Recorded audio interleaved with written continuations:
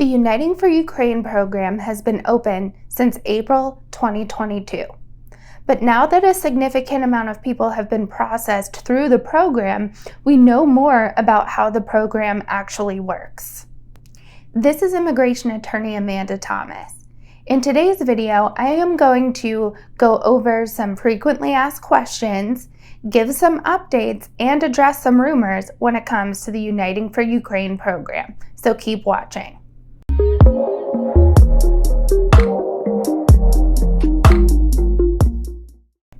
The war in Ukraine has displaced millions of people, both internally within Ukraine and into the neighboring countries. Fleeing Ukrainians with family members in the United States didn't have very many options at the beginning of the invasion. A lot of those Ukrainians went to the United States southern border to seek humanitarian parole. The situation at the southern border has been precarious for many years.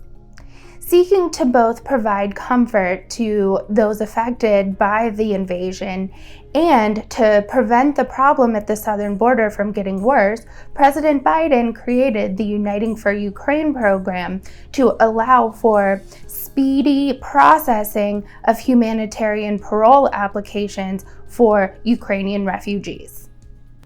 As the program has unfolded, we have learned more about how it works. First, I'm going to talk about some practical, frequently asked questions about how the application process works. Then I am going to go over how the qualifications are being applied. And third, I am going to address some rumors about the program.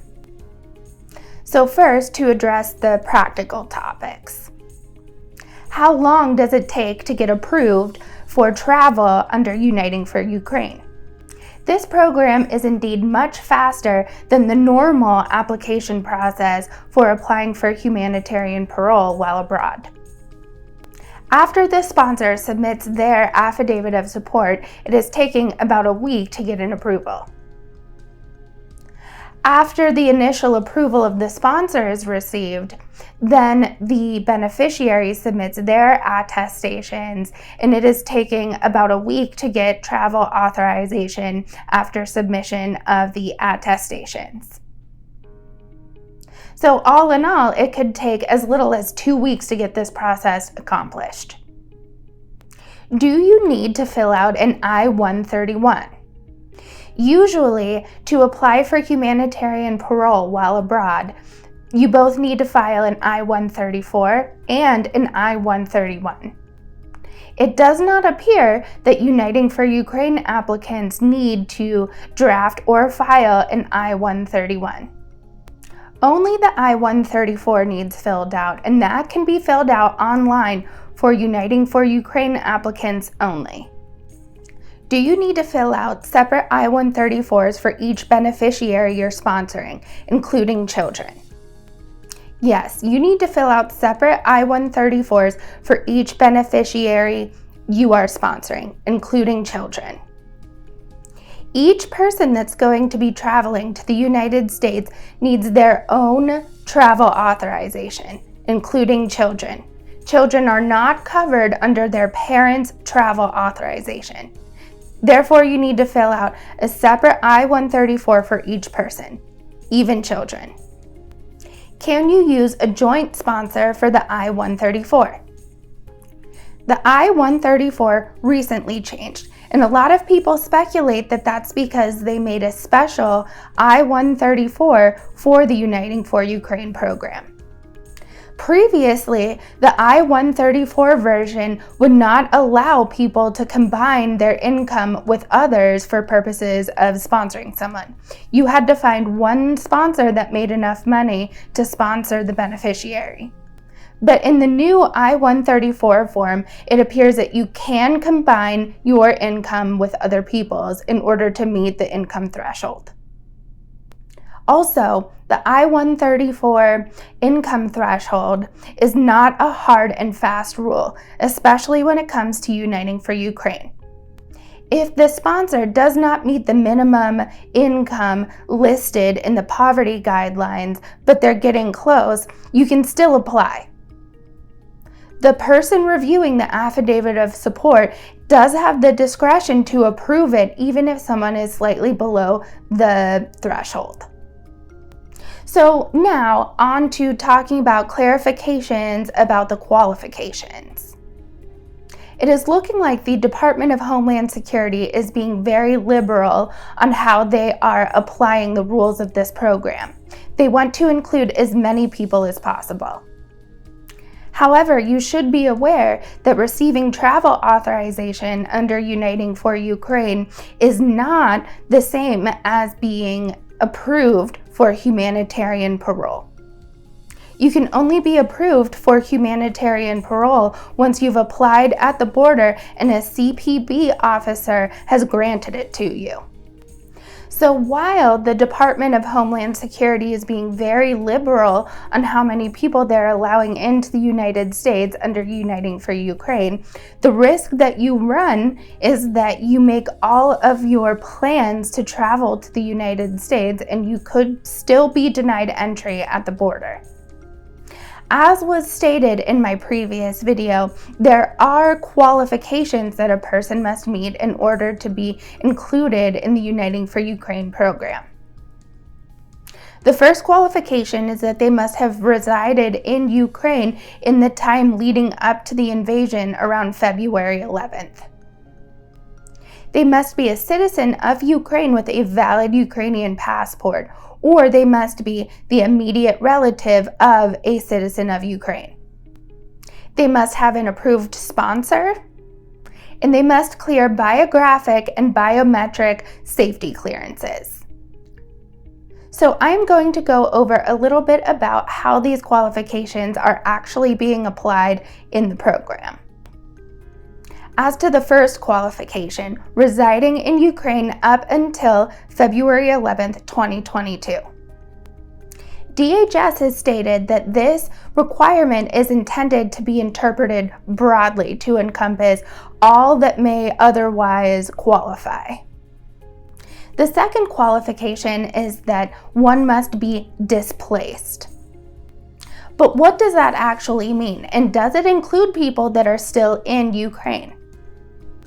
A displaced person, as defined by the UN, is someone who has been forced or obliged to flee or to leave their homes or places of habitual residence, in particular as a result of or in order to avoid the effects of armed conflict, situations of generalized violence, violation of human rights, or natural or human-made disasters. There is nothing in this definition or in the definition of displaced within the wording of the rules for Uniting for Ukraine that prevents someone who is internally displaced within Ukraine from applying for the program. DHS has also stated that this qualification is meant to be interpreted broadly. So if you are displaced because of this conflict, but you are not outside of Ukraine, you still qualify for Uniting for Ukraine. Another qualification is that you must be a Ukrainian citizen or an immediate relative of a Ukrainian citizen. I have had several people tell me that even though they otherwise qualified for Uniting for Ukraine, they have been denied because they are not legally citizens of Ukraine. This includes people that had an approved sponsor and were living in Ukraine up until the invasion. So it does appear that Ukrainian citizenship is one of the qualifications that they are strictly enforcing. To those who are not legal citizens of Ukraine but have still been affected by this situation, just because you're not eligible under Uniting for Ukraine doesn't mean that you may not be eligible for humanitarian parole through the traditional humanitarian parole application process.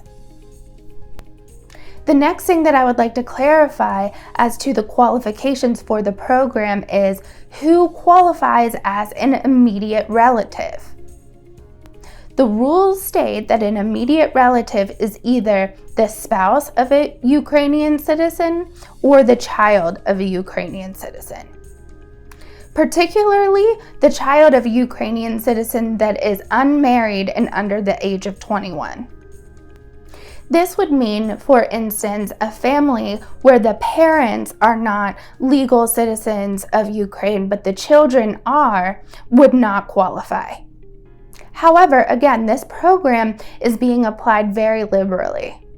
If you find yourself in a situation like this, the worst thing that can happen is that you apply and get denied.